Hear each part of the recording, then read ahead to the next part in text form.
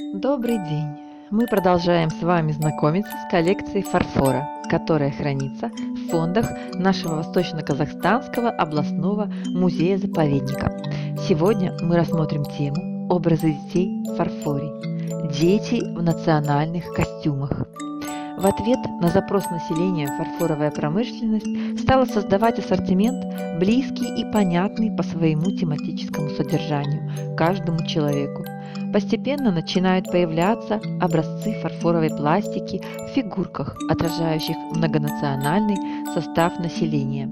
Передать атмосферу счастливой жизни был призван прежде всего образ детства, наполненный трогательностью и надеждами на светлое будущее. В условиях укрепления и развития многонационального государства актуальным становится создание фарфоровых образов детей в национальных костюмах. При этом разрабатывается целая серия бытовых сценок, наполненных эмоциональностью и выразительностью. Наивностью и беззаботностью отличаются национальные образы детей, занятых повседневными ритуалами.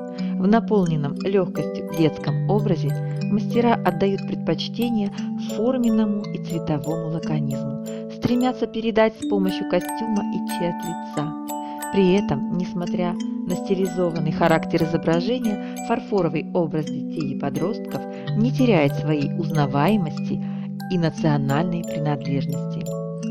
Представляем вашему вниманию статуэтка «Маленькая хозяйка». Девочка-узбечка сидит на корточках и наливает зеленый чай из красного чайника в красную пиалу. Вторую такую же пиалу девочка держит в левой руке. На ней узбекская национальная одежда, белое длинное платье с длинными рукавами, короткая фиолетовая безрукавка, цветная тюбетейка с орнаментом, черные волосы заплетены в мелкие косички. Платье и постамент также украшены золотыми линиями и завитками. Скульптор Богданова Ольга Михайловна, Дулевский фарфоровый завод, 1952 год. Следующая статуэтка – вышивающая украинка. На высоком пеньке сидит девушка и вышивает рушник, одета в традиционную украинскую одежду, вышитую цветами, длинную рубаху, клетчатую юбку и фартук. Русые волосы заплетены в длинную косу, на голове красная лента. Пенек белого цвета расписан травами и мелкими цветочками.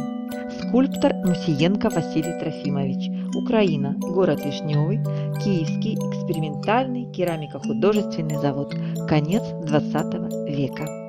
Следующая статуэтка – якутка с севрюгой.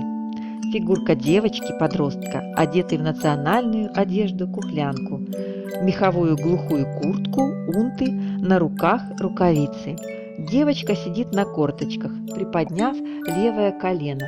В руках держит рыбу, ухватив одной рукой за острую морду, другой за хвост.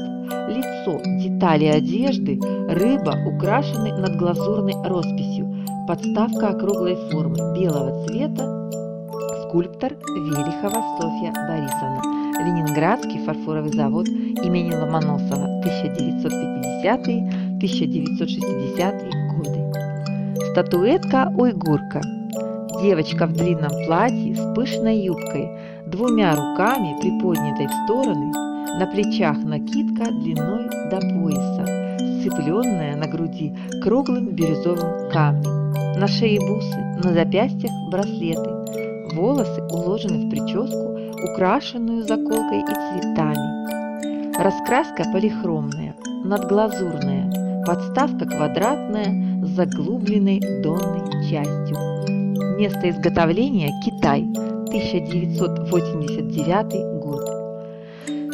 Завершая нашу сегодняшнюю тему, хочется сказать, что Республика Казахстан относится к полиэтническому и поликонфессиональному государству, в котором проживает 19 миллионов человек, принадлежащих более 130 этносам и этническим группам. В фондах музея хранятся уникальные экспонаты, рассказывающие об истории и этнографии не только казахов и русских, но и других народов, проживающих в крае. Общий музейный фонд составляет более 70 тысяч музейных предметов, представляющих этнографические и историко-культурное наследие, принадлежащее 38 народам и национальностям. Традиционную культуру народов, проживающих на территории нашей области, вы можете посмотреть в этнографическом левобережном комплексе музея-заповедника. Музей архитектуры и быта, развернувшийся под открытым небом, который стал пространством общения и досуга культур разных народов.